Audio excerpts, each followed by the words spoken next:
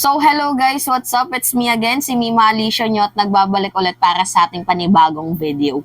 So, ngayon nga po guys, meron na namang inilabas na patama na video itong si Vice President and DepEd Secretary Sara Duterte. So, ngayon nga guys, talakayin natin itong kanyang kilos na pagiging immature. Mantakin nyo guys abogado siya.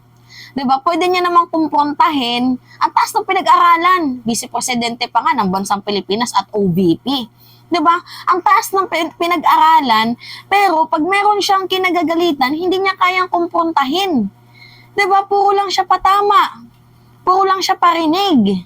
So ngayon, yung pinakapunto ko dito guys, bakit hindi niya prangkahin kung sino man ang kanyang kinagagalitan at idinadaan niya pa sa mga pa-video-video?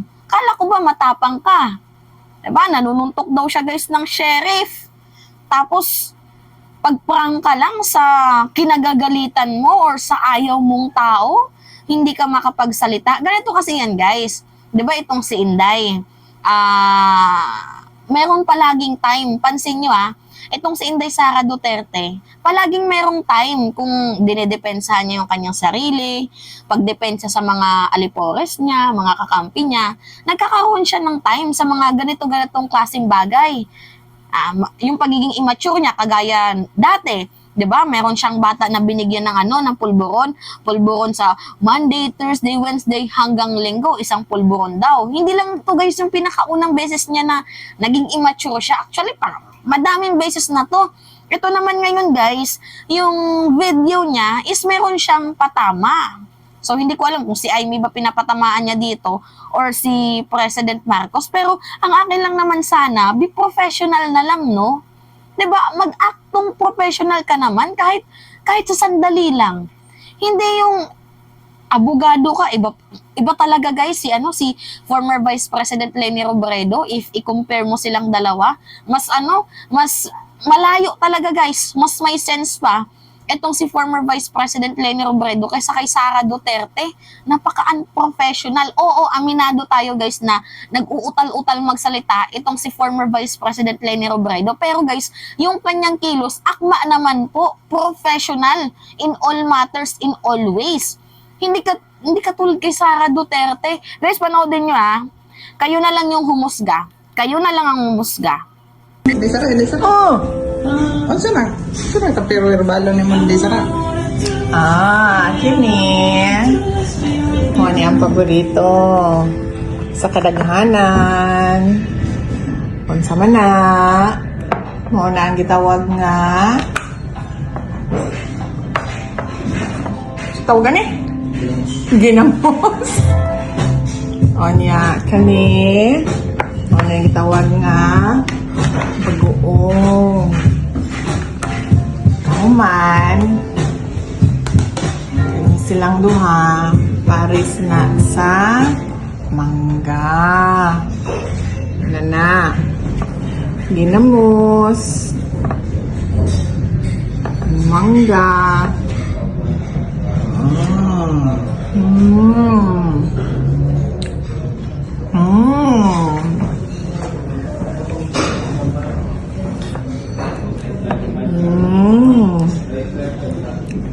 Kabalo mo say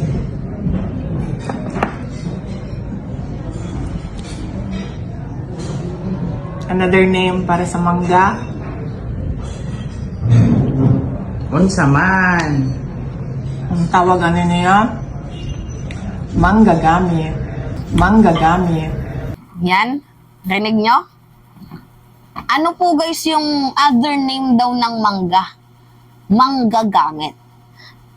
Pwede itong dalawang daanan na to na kanyang pinapatamaan. It's either si Amy, kasi nagiging spy sa kanila ko, no? Tapos alam nyo naman na, aduy, mahaba yung baba. Oo, naalala ko. Nako, Amy, mahaba yung baba, mangga. Nako. Si Amy kaya pinapatamaan niya. Or, si President Marcos. Kasi, di ba guys, yung tinatanim ng mga Duterte Bobo supporters na kung hindi dahil daw kay Sara Duterte, hindi daw magiging presidente itong si Pangulong Bongbong Marcos. So sinasabi nila na ginamit lang daw po guys ni PBBM itong si Vice President Sara Duterte. Ngunit ang totoo, sino nga ba ang manggagamit? Ha? Recently, kagabi pa lang guys, merong nangyaring panggagamit ang mga Duterte. Imagine kunik ko na lang, yung audacity niya, di ba, ang lakas niyang magsalita ng manggagamit, may pinapatamaan siyang manggagamit, the audacity, tapos guys, ito yung nakakatawa kagabi, di ba, nagkaroon ng prayer rally.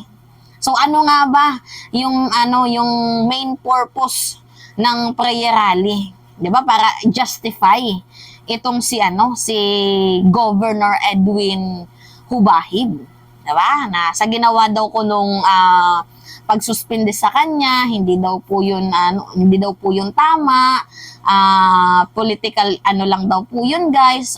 Trippings, yan po yung yung nangyari kagabi, 'di ba? Na kaya nagkaroon ng prayer rally, it is that because gusto nilang bumoses sa nangyari dito nga kay Governor Edwin. Kaso guys, ang problema, hindi nila highlight ang pinaka-message ng prayer rally na yon.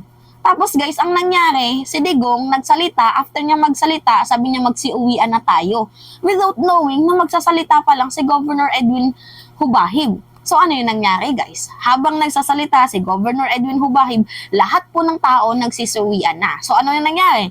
Nang bastos si Digong. So ngayon guys, hindi po na-adapt yung message na ipaglaban ko itong si Governor Edwin Hubahib. Bagkus guys, ang nangyari sa prayer rally is puro po mga political interest.